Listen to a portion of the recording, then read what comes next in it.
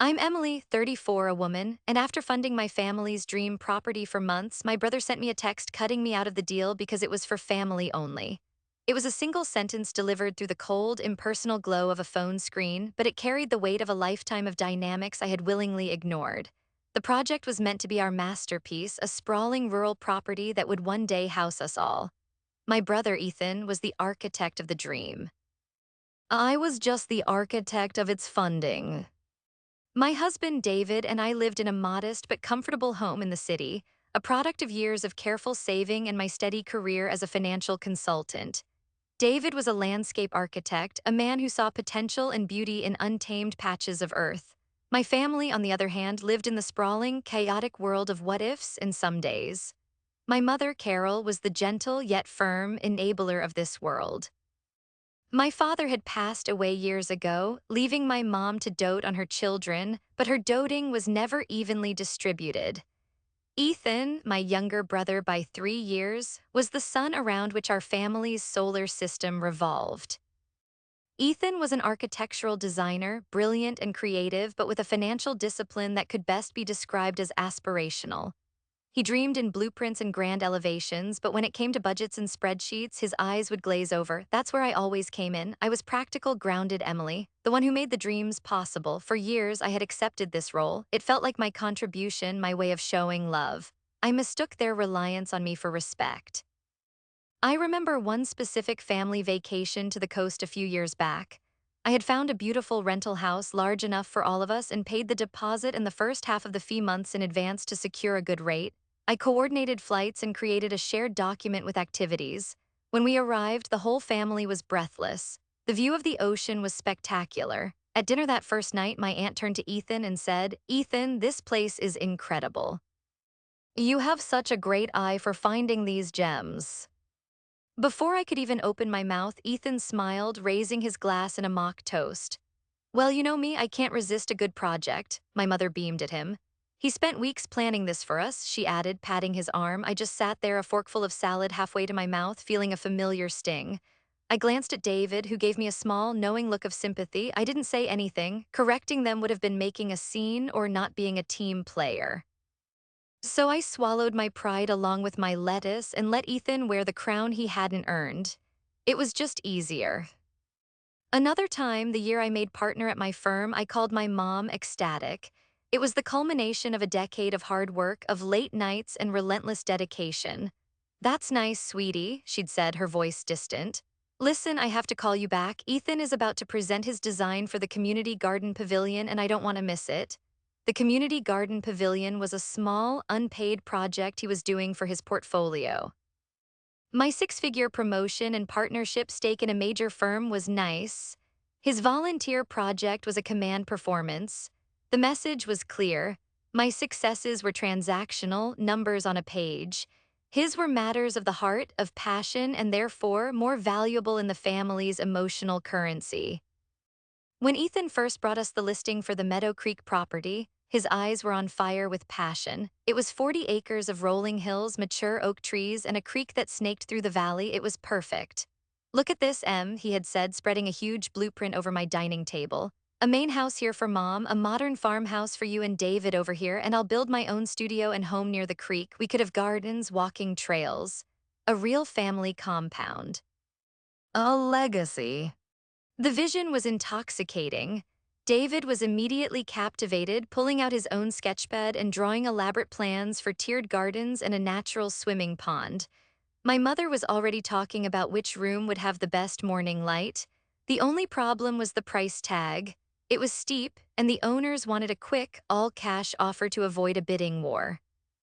Ethan and my mother turned to me, their expressions a familiar cocktail of hope and expectation. "I can't afford this on my own," Ethan said, a statement of fact, not shame. "But with your help, Em, we could make it happen." The plan was structured as a business partnership. We would form an LLC and open a joint business account.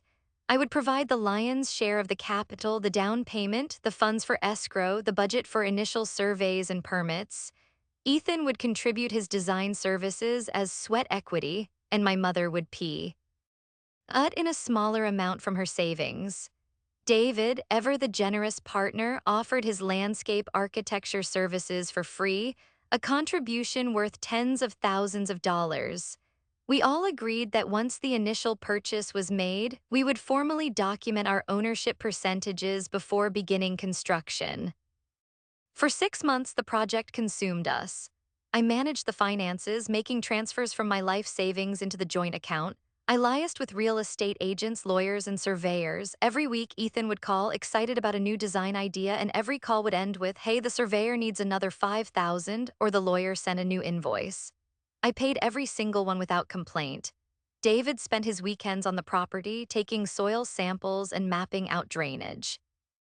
We were all in, or so I thought. The first hint of a chill came subtly. My mother started making comments during our weekly family calls. Ethan and I were talking about the color for the main house shutters, she'd say, or Ethan thinks the guest bathroom would be better with a pedestal sink. It was always Ethan and I, as if my input or David's was secondary. They started having meetings about the property without inviting us, later claiming they just forgot or didn't want to bother us. David was the first to notice the pattern. "It feels like we're being managed, not collaborated with," he said one evening after a particularly dismissive call with my mother. I brushed it off. "They're just excited, honey, that's just how they are." I was still too invested in the dream to see the cracks forming in its foundation. I had spent a lifetime making excuses for them. I didn't realize I was about to run out. The text arrived on a Tuesday afternoon. It was a perfectly ordinary day. I was at my desk finalizing a quarterly report for a major client, feeling the quiet satisfaction of a job well done. My phone buzzed on the desk beside me, a familiar sound in a day filled with them. I glanced at the screen and saw Ethan's name. I smiled, assuming it was another excited update or another invoice to pay. I tapped the notification. The words appeared, stark and brutal against the white background. "We're moving forward without you. This is family only." I read it once, then a second time. The letters seemed to rearrange themselves, to warp and twist into something that made no sense. It was like reading a sentence in a foreign language I almost understood. "We're moving forward without you." Who was we? Ethan and my mother, and without me? The me who had poured over $250,000 into this dream? The me who had spent countless hours on the phone with lawyers and bankers to make this happen? But it was the last part that landed like a physical blow, winding me. "This is family only." Family only, I was his sister. What did that mean? For a dizzying moment, I thought he was playing a bizarre joke, but there was no follow-up text, no lol JK, just the crushing silence of that one devastating sentence. And then, like a camera lens snapping into focus, it all became painfully clear. The family was him and my mother, I was the bank, and my husband, David, he wasn't even a consideration. He was the outsider, the plus one who had no real claim to the inner circle. By extension, my marriage to him had somehow diluted my own family status. I wasn't just Emily anymore, I was Emily and David, a separate entity that could be neatly excised. A cold wave washed over me, starting in my chest and spreading to the tips of my fingers. The background noise of the office, the gentle hum of computers, the distant ringing of a phone faded into a dull roar. I felt strangely calm, the way you do in the moments after a car accident when the shock hasn't yet given way to pain. I wasn't hurt. I wasn't angry. I was clear. For my entire life, I had been standing in a fog, willingly navigating the murky emotional landscape of my family. I had accepted the shifting rules, the unspoken hierarchies, the casual disregard for my feelings, all in the name of keeping the peace. That single text was a blast of Arctic wind that blew the fog away, revealing the terrain for what it was, barren and hostile. They hadn't just pushed me out of a real estate deal. They had formally declared what I had always suspected but never wanted to admit. I was not one of them. I was useful, and my usefulness had just expired. I stood up from my desk, my movements stiff and robotic. My colleague in the next cubicle, a kind woman named Sarah, looked up. "Everything okay, Emily?" she asked, her brow furrowed with concern. I think I nodded. I don't remember. I walked to the small kitchenette at the end of the hall and poured a glass of water, my hand steady. I stared out the window at the bustling street below, but I didn't see the cars or the pedestrians. I saw my mother's beaming face as she praised Ethan for a vacation he didn't plan. I saw Ethan's casual acceptance of that praise. I saw the checkbook on my desk at home, the ledger where I meticulously tracked every transfer to the LLC. I saw David on his hands and knees in the dirt on a Saturday, smiling as he talked about the native grasses he wanted to plant along the creek. The clarity hardened into resolve. The hurt was there, a deep, resonant ache, but it was being rapidly encased in ice. I would not cry, I would not scream, I would not send a frantic, pleading text asking, "What does this mean?" I would not give them the satisfaction of an emotional reaction.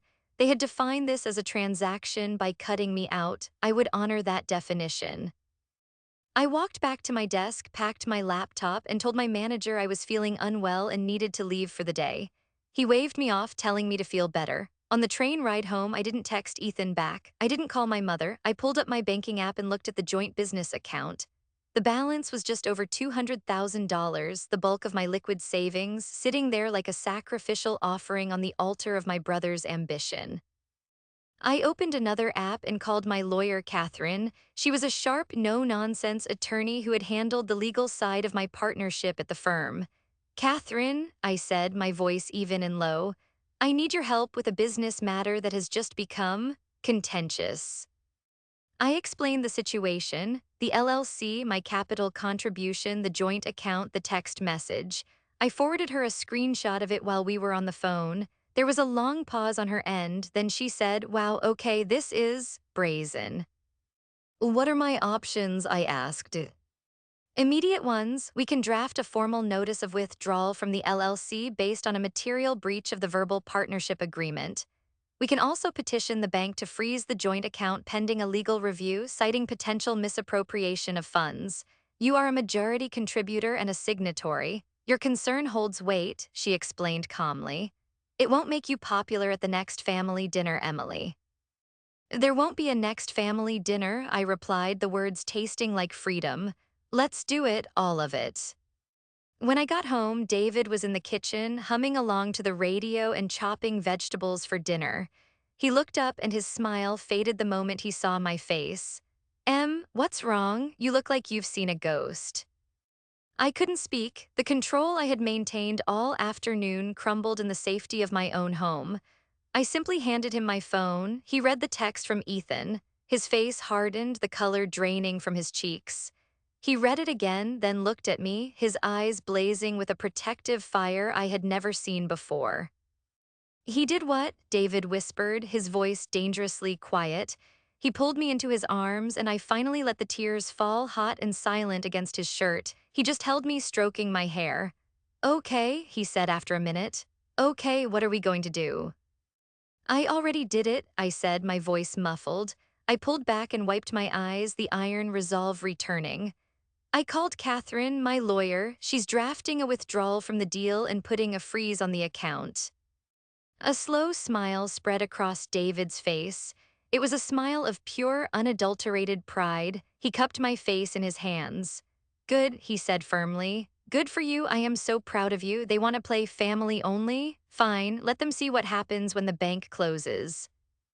That evening, I went to my bank and signed the paperwork Catherine had couriered over, getting my signature notarized.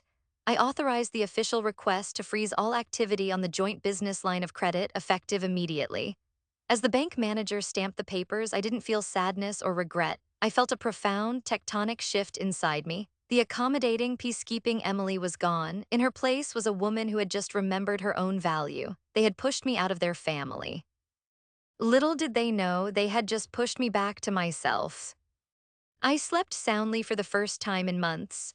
The constant, low-level anxiety about the property, the money, and the subtle family slights was gone, replaced by a strange and empowering serenity. I woke up with the sun, feeling not dread, but a quiet curiosity. I knew the storm was coming. I just didn't realize it would arrive with the force of a hurricane. David was already up making coffee. He handed me a mug, his hand lingering on mine. "Ready for today?" he asked softly. "I am," I said, and I meant it. I opened my laptop, took a sip of coffee, and logged into my email. It was an avalanche. The first emails, time-stamped just after 6:00 a.m., were from Ethan. The subject lines told a story of escalating panic. The subject: bank account. Subject EMILY call me now. A subject, what did you do? The body of the last email was a frantic, typo-ridden tirade. The bank just called. And they said the account is frozen. I have to pay the final deposit on the land today or we lose it. The sellers have a backup offer. What is going on? This is our family's future, Emily. You can't just do this. I felt a cold pity for him. He genuinely didn't understand. He saw my money as a collective family resource that he, as the visionary, had the right to control. The idea that I had my own agency over my own life savings was a concept so foreign to him that he could only react with outrage. Then came the legal threats. An email from a law firm I'd never heard of, Hartwell and Sons, arrived at 6:45 a.m. It was a hastily drafted cease and desist letter full of blustering legal jargon. It accused me of tortious interference with a business contract and threatened immediate legal action if I did not release the unwarranted and malicious freeze on the funds within 2 hours. I smiled.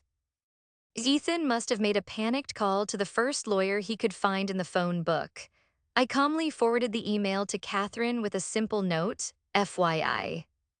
But the final message, the one that landed with the intended weight of a guillotine, was from my mother. It wasn't an email. It was a text, ensuring it would appear on my lock screen, unavoidable and accusatory. It read, "You're tearing this family apart." There it was, the ultimate weapon in her arsenal, a sentence she had wielded my entire life to quell any sign of rebellion. It was the emotional equivalent of a nuclear bomb, designed to irradiate me with guilt and shame, forcing me to surrender. Any time I had questioned Ethan's choices or pushed back against her expectations or prioritized my own needs, I was hurting the family. When I chose a college out of state, I was abandoning the family. When David and I bought our own house instead of moving closer to her, I was distancing myself from the family. For years, it had worked. The fear of being the one to break us, the one to cause the final fracture, was my cage. I would always back down, apologize, and smooth things over just to stop hearing those words. But this time, sitting in my quiet kitchen with the smell of fresh coffee in the air and the solid presence of my husband beside me, the words had lost their power. I looked at the message and I didn't feel guilt. I felt insulted. I was tearing the family apart, I who had funded their vacations, co-signed their loans, and was prepared to sink my life savings into a communal dream. I wasn't the one who sent a text message boiling down a lifetime of sisterhood into a cold, corporate rejection. I wasn't the one who tried to steal hundreds of thousands of dollars under the guise of family. They hadn't thought about the family when they decided to betray me. They had only thought about the money. The family was a shield they hid behind when it was convenient and a weapon they used when they were challenged. David read the text over my shoulder. He let out a long, slow breath. "Of course," he said, his voice laced with disdain. "Classic Carol, it's not the betrayal that's the problem, it's your reaction to it." He was right. In their world, I was supposed to absorb the blow. I was supposed to be hurt, maybe cry, and then after a few days of drama, eventually get over it and accept my place on the outside. My refusal to play the victim had broken the script. My immediate, logical, and self-protective actions were something they couldn't comprehend. It was a declaration of independence they had never anticipated. I picked up my phone, my thumb hovering over the reply button. I could feel the old instincts warring with the new resolve. The old Emily would have typed a long, emotional paragraph trying to explain my hurt, trying to make them understand. The old Emily would have tried to fix it. But the new Emily, she just smiled. A real, genuine smile. The kind of smile you get when you finally solve a puzzle you've been working on for years. The solution was so simple, you just had to stop playing the game. I showed David the reply I was typing. He read it and grinned. "Perfect," he said, "absolutely perfect." I took a deep breath, a cleansing release of decades of obligation, and pressed send. My reply to my mother's heart-wrenching accusation was polite, professional, and utterly impenetrable. "Good morning. Per the advice of my legal counsel, all communications regarding the Meadow Creek property and the associated LLC finances should now be directed to my lawyer, Catherine Beck. Her contact information is K. Beck at Law Firm. Calm, this is a business matter now. Then I put my phone on silent, placed it face down on the counter, and picked up my coffee cup. The storm had made landfall. But for the first time in my life, I was safely inside my own house, behind walls I had built myself, and I had no intention of going out into the rain. The silence that followed my text was more unnerving than the initial barrage of messages. For 3 hours. There was nothing, no frantic calls, no angry emails, no more passive-aggressive texts. It was the eerie calm in the eye of the storm. David and I went about our morning, an unspoken tension hanging in the air. We both knew this wasn't over. We were just in an intermission. The doorbell rang at precisely 11:32 a.m. It wasn't a friendly chime, it was a series of sharp, impatient presses. David and I looked at each other. He nodded, a silent message of "I'm with you," and went to the door. Through the peephole, he confirmed our suspicions. "It's them," he said quietly, "Ethan and your mom." "Don't open it," I said, my heart starting to pound. "We don't have to." "Yes, we do," David countered, his voice firm but gentle. "We do this once on our turf, on our terms. We don't hide, we just need to be a united front." He was right. Hiding would feel like weakness, like I had something to be ashamed of. I took a deep breath, straightened my shoulders, and nodded. "Okay." David opened the door. My mother, Carol, stood in front, her face a mask of tragic distress, her hands clutching her purse like a shield. Ethan stood just behind her, vibrating with a self-righteous fury. His arms were crossed tightly over his chest, and his jaw was clenched. "Emily, we need to talk," my mother began, her voice quivering with manufactured tears as she tried to push past David.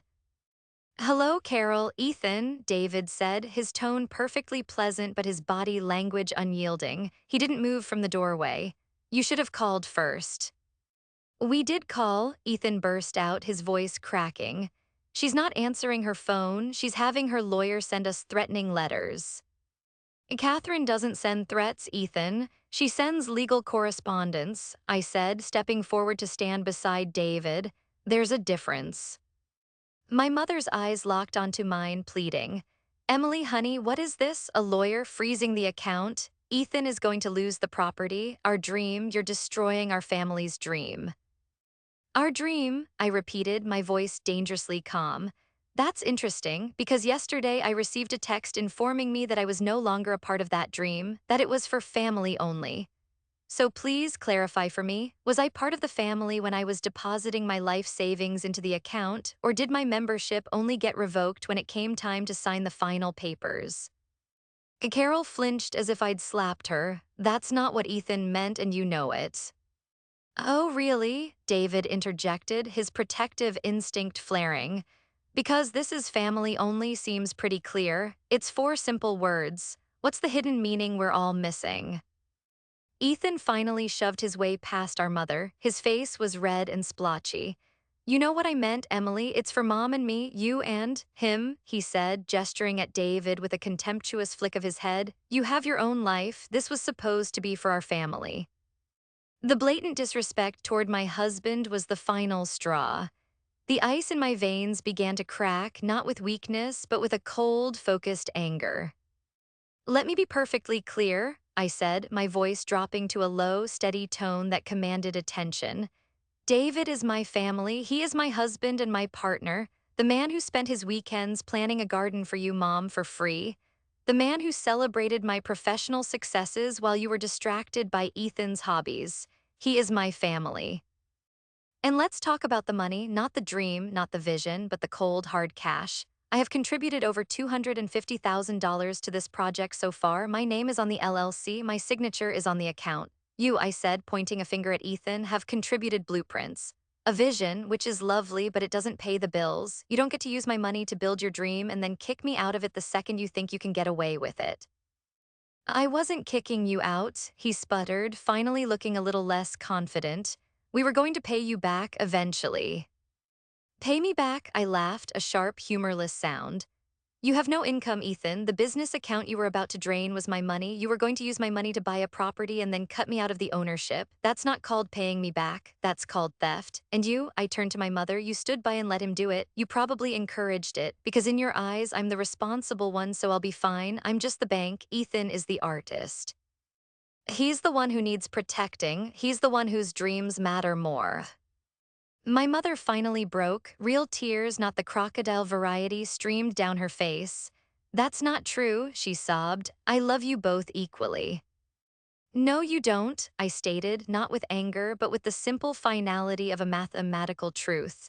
You love the idea of family, you love the appearance of unity, and you have spent your entire life sacrificing my happiness and my contributions to maintain that illusion, all while propping up Ethan. I am done being the silent partner in my own diminishment. I am done being the pillar that holds up this dysfunctional roof just so you can all stay comfortable and dry. I stepped back from the door, standing shoulder to shoulder with David. We were a wall. The freeze on the account remains, I declared. You will not be using another cent of my money. From this moment on, you will speak to Catherine. She will handle the dissolution of our business partnership and the return of my capital. This conversation is over. Ethan looked stunned, as if the world had suddenly tilted off its axis. He had come here expecting me to fold, to dissolve into tears and beg for forgiveness for upsetting them. He was not prepared for the woman standing in front of him. My mother just stared at me, her mouth opening and closing silently. She was seeing not just her daughter, but her safety net, her financial backstop, her fixer, calmly and deliberately severing the ropes. She looked truly lost. Please leave, David said, his voice leaving no room for argument. You're trespassing. For a long moment, nobody moved. Then Ethan, defeated, turned and stalked back toward the car parked at the curb. My mother gave me one last, pleading look, full of a lifetime of unspoken demands and emotional blackmail. I just looked back, my expression unreadable.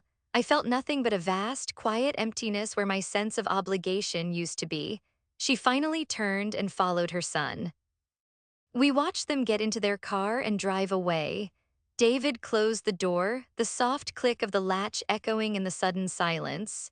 He wrapped his arms around me from behind and rested his chin on my shoulder. "Oh, you were magnificent," he whispered into my hair. I leaned back against him, my body trembling slightly as the adrenaline began to fade. I hadn't torn the family apart. I had simply stood still and let it fall apart around me, revealing that it was never truly whole to begin with. The days following the confrontation were heavy with a suffocating silence. It was a calculated, weaponized silence from my mother and brother, designed to make me feel the full weight of my exile. My phone, once a source of constant family chatter, remained quiet. My inbox, once filled with property updates, was now only populated by professional correspondence from my lawyer. It was clear a new family narrative was being forged, one in which I was the villain, the cold, heartless daughter who had tried to sabotage her brother's dream out of greed and spite. The first ripple of this new reality reached me through my aunt, my mother's sister, Martha. She called me on a Friday evening, her voice oozing a syrupy, disingenuous concern. "Emily, dear," she began, "your mother is just beside herself." She called me in tears. "She said you've put some kind of block on Ethan's business and he's going to lose everything. I just don't understand. We've always been such a close family." I listened patiently, recognizing the familiar tactics. My mother had deployed her flying monkey. "Aunt Martha," I said, my tone polite but firm, "this is a legal and financial matter between myself, my brother, and our mother. It's complicated, and I'm not going to discuss the details. But I will say that the story you've been told is likely missing some significant facts." "But family shouldn't need lawyers, dear," she chided gently. "Whatever it is, you should be able to work it out. Your mother is so fragile right now." My mother is a grown woman who made her choices, and Ethan is a grown man who needs to be accountable for his, I replied, the words tasting foreign and powerful on my tongue. My only mistake was not treating this like a business from the very beginning. I won't make that mistake again. I appreciate your concern, but my husband and I are handling it. The mention of David was intentional. The line went quiet for a moment. Ah, she said, a world of meaning in the single syllable. I see. Well, I do hope you reconsider. You're breaking your mother's heart. The call ended, leaving a bitter taste in my mouth. It was a coordinated campaign. I imagined the phone calls my mother and Ethan were making to every relative who would listen, painting a picture of my betrayal, carefully omitting the text message that started it all. David and I felt like we were on a small island, watching the tide of family opinion turn against us. It was lonely, and for a few days, a seed of doubt tried to sprout in my mind. Was I being too harsh? Was there a softer way? Then on a gloomy Sunday afternoon, I got a call from an unexpected number. It was my Uncle Mike, my late father's younger brother. We weren't particularly close, but he had always been a quiet, observant presence at family gatherings. He was a retired accountant, a man who, like me, lived in a world of numbers and logic. And Emily, it's your uncle. Mike, he said, his voice gruff. Got a minute?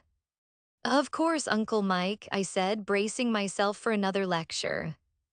I spoke to your mother yesterday, he began, and my heart sank. Got an earful. Then I spoke to Martha, who gave me her dramatic interpretation. A lot of talk about broken hearts and family dreams. He paused. It all sounded like nonsense, so I figured I'd call the one person who I know doesn't deal in nonsense. I was so stunned I couldn't speak. So, he continued, let me guess. This is about money, and Ethan did something stupid, and Carol backed him up. I'm guessing you put your foot down, and now they're trying to guilt you into submission. Am I warm? A laugh escaped my lips, a sound of pure relief. You're scorching hot, Uncle Mike. I figured, he grunted. Your father, God rest his soul, used to call it the Ethan and Carol show. He loved them both, don't get me wrong, but he wasn't blind. He always said you got your spine from him and that one day you'd have to use it. Looks like that day came. Tears pricked my eyes, but they were tears of gratitude, not sadness. They tried to cut me out of the property deal after I funded the whole thing. He whistled low. That's not just stupid, that's grand larceny with a side of family drama. Good for you for calling the lawyer. Don't you dare back down, Emily, not an inch. Your father would be proud of you for standing up for yourself. If you need anything, a second opinion on the numbers, a character witness, you name it, you call me. You and David are good people. Don't let them make you doubt that.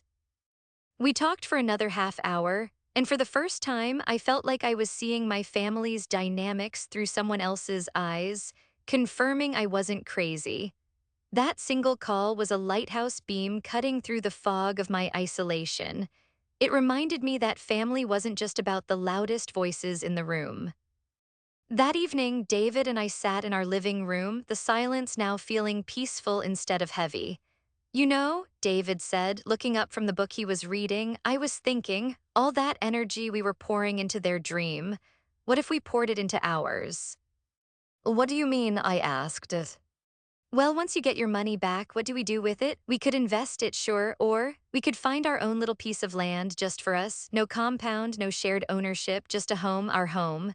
He looked at me, his eyes full of a hopeful light. My landscape architecture, your financial planning, we're a pretty great team, you know. A genuine, unburdened smile spread across my face. He was right. The end of their dream didn't have to be the end of mine. It could be the beginning. All the creativity, passion, and capital I had been offering up to my family, I could now invest in myself, in us.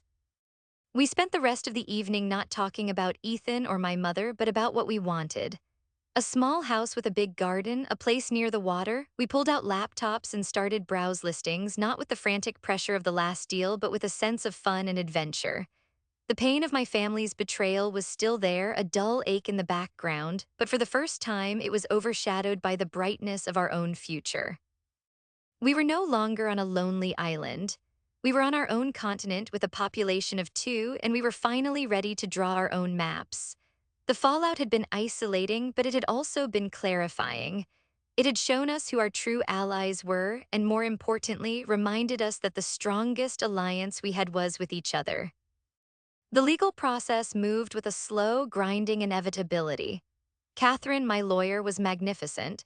She was an unshakable wall of calm professionalism against the frantic, emotional attacks from Hartwell and Sons, the firm Ethan had hired. Ethan's lawyer sent letters filled with accusations and indignation. Catherine would reply with documented evidence, citing bank statements, transfer records, and email chains where I confirmed payments for invoices Ethan had sent me. The frozen business account was the linchpin. Without access to my capital, Ethan's grand vision came to a screeching halt. The sellers of the Meadow Creek property were not interested in his sob story. They had a cash offer and their patience was wearing thin. Ethan was given a 1-week extension, a deadline that loomed over him like a storm cloud. This pressure forced them to the negotiating table. The first offer relayed from their lawyer to Catherine was laughable. They proposed that I lend them the money to be paid back over 30 years with a nominal interest rate, and in return, they would graciously add my name to the property deed as a minority owner with a 10% stake. Catherine's response was swift. "We reject this offer in its entirety," she wrote. "My client is not a bank, and she is not interested in a minority position in a project from which she was explicitly excluded. Our position remains unchanged. A full buyout of her capital contribution plus reimbursement for all legal fees incurred." The pushback was immediate. My mother called me, ignoring my instructions to go through my lawyer. She left a long, rambling, tearful voicemail. "Emily, please be reasonable. Ethan is going to lose his chance. This is his life's work. Can't you just find it in your heart to compromise? A family shouldn't keep score." I listened to the message and felt a distant, clinical sadness. She still didn't get it. She thought this was about being stubborn, about winning. She couldn't see that this was about fundamental respect. I deleted the voicemail without replying and sent a brief email to Catherine documenting the contact. With the deadline just 2 days away, the second offer came in. It was much more serious. They offered to return my full investment, but they balked at the legal fees. They were trying to salvage what they could to make me pay in some small way for the inconvenience I had caused them. I discussed it with David and Uncle Mike. "Don't take it," Mike said bluntly over the phone. "This isn't about the money anymore, it's about the principle. They broke the agreement, they caused this mess. They bear the cost, all of it." David agreed. "If you give in on this, they'll see it as a win. They'll tell everyone they settled with you, not that they were forced to pay you back for their own bad behavior." He was right. This was the last chapter of the old story, and it needed to end decisively. "Catherine," I said on our next call, "hold the line. We are not paying for their lawyer or for mine. This was a consequence of their actions." The final 24 hours must have been agony for Ethan and my mother. Catherine later told me their lawyer called her 4 times, trying every angle, pleading, threatening, attempting to appeal to her sense of decency. Catherine simply repeated our terms like a mantra. At 5:00 p.m., the day before the property deal was set to expire, Catherine received an email. It was a single sentence: "We accept your client's terms." A wave of relief so profound it almost made my knees weak washed over me. It was over, I had won, but it didn't feel like the triumphant victory I might have imagined. It felt quiet. It felt like justice. The following week, I met Catherine at her office to sign the final dissolution papers. The agreement stipulated that a certified check for the full amount, my entire investment plus every penny of Catherine's fees, would be delivered to her office before I signed. We sat in her conference room, the check on the table between us, a beautiful, tangible symbol of my freedom. As I signed the last page, legally severing all business ties with my brother and mother, I felt a click, as if a lock I never knew I was trapped behind had just been opened. The fallout for them was catastrophic. Without my capital, they had no way to purchase the Meadow Creek property. The deal collapsed. The sellers immediately accepted the backup offer. Ethan's family compound, the legacy he was going to build, vanished into thin air. Worse for him, my withdrawal from the LLC triggered clauses in our initial formation documents. Since his sweat equity was tied to the completion of the project, and the project was now defunct due to his breach of our verbal agreement, his contribution was valued at zero. He and my mother had to pay their own lawyers hefty fees out of pocket. They had gambled everything on my submission, and they had lost everything. They were left with nothing but their pride and the bitter ashes of a dream they had tried to steal. A month later, a thick envelope arrived in the mail. It was from my mother. Inside was a 5-page handwritten letter. It was a long, meandering narrative of her feelings, her hurt, her confusion, her disappointment. It was filled with phrases like, "I don't know how we got here, and I never wanted to see my children so divided." She wrote about how Ethan was devastated, how he wasn't leaving his room, how I had crushed his spirit. Tucked into the last page was a single sentence that was as close to an apology as she was capable of writing. "I am sorry if my actions made you feel unloved." If my actions made you feel, it was a classic non-apology, still placing the burden of the feeling on me, but it was also the most she had ever conceded in her life. I read the letter, folded it carefully, and placed it in a drawer. I didn't need to reply. There was nothing left to say. The reckoning had happened, the accounts were settled, and the emotional and financial books were finally closed. David and I took the certified check to our bank. As we watched the teller deposit the massive sum back into our savings account, I didn't see it as just money. I saw it as a recovered piece of myself. It was my time, my trust, my energy, my belief in them, all of it converted into a tangible form. Andy, now it was finally back where it belonged. It was the seed money for our future, a future that would be built on a foundation of mutual respect, not one-sided sacrifice. 6 months passed. The silence from my family became a normal part of my life, like the low hum of the refrigerator. It was no longer a painful void, but a peaceful space. The anger and hurt had receded, leaving behind the hard, smooth scar of a lesson learned. My life was quieter now, smaller in terms of family drama, but infinitely larger in terms of personal happiness. David and I did exactly what we had dreamed of that night in our living room. We found our own piece of earth. It wasn't 40 acres, just a quiet, overlooked plot of 5 with a gentle slope down to a bubbling stream and a cluster of tall pine trees that whispered in the wind. It wasn't a compound. It was a sanctuary. The check from the settlement, once a symbol of betrayal and justice, transformed into a symbol of creation. It became the down payment on our land, the funds for an architect, one we hired and paid, and the budget for David's masterpiece, the gardens. He was in his element. I would come home from work to find him covered in dirt, grinning from ear to ear, showing me the spot where he planned to put the stone pathway or the patch he was clearing for native wildflowers. We worked together on the weekends, not out of obligation, but out of a shared joy. We weren't building a legacy for a family. We were building a life for ourselves. My relationship with Uncle Mike blossomed. We spoke on the phone every couple of weeks. He became a sort of surrogate father figure, offering wry wisdom and practical advice. He and his wife came to see our land, and as he stood there watching David map out a vegetable patch, he put a hand on my shoulder. "Your dad would have loved this," he said simply. "He would have loved seeing you so happy." Those words healed a part of me I didn't even know was still wounded. One crisp autumn afternoon, as I was sitting on our newly built porch, a text message notification appeared on my phone.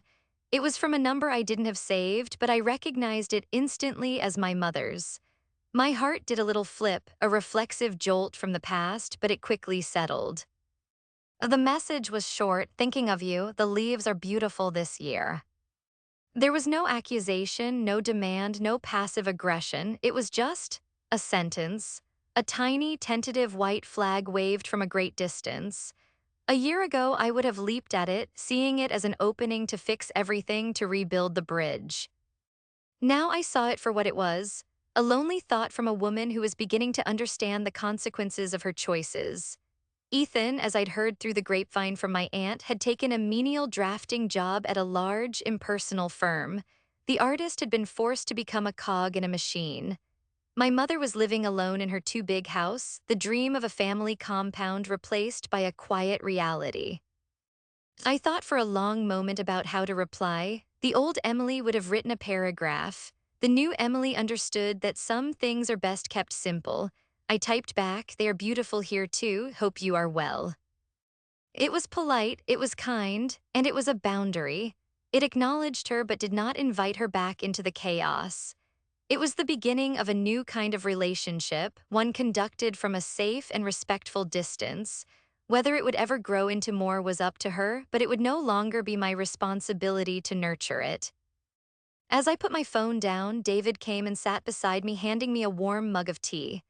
We looked out over our land at the promise of the life we were building together, stake by stake, plant by plant.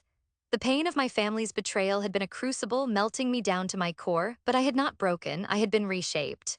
I had emerged stronger, with a clearer understanding of my own worth and a deeper appreciation for the man beside me, my true family. I didn't tear my family apart. I simply stopped holding it together with pieces of myself. I let go, and in doing so, I finally found the space to build a home. So, what do you think? Was I wrong to draw such a hard line, or was it the only way to protect myself and my future? Sometimes the most loving thing you can do for yourself is to walk away from the people who refuse to see your value. Family is supposed to be your safe harbor, not the storm you have to continuously navigate. Have you ever had to make a choice between your own well being and the illusion of family peace? I'd be interested to hear your stories. After listening to today's story, perhaps it has raised some new questions in your mind. Every day on Reddit, new experiences and moments create fresh stories. We are all human, navigating complex relationships and difficult choices. If you enjoyed this story, feel free to share it with someone who might find it validating or insightful. Thank why. Oh, for your time, and don't forget to keep an eye out for more stories coming soon.